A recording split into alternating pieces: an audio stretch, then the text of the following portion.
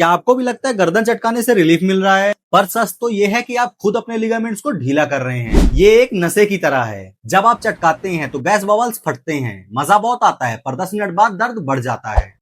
क्या आपने कभी सोचा ऐसा आखिर होता क्यों है? मैं बताता हूँ क्यों।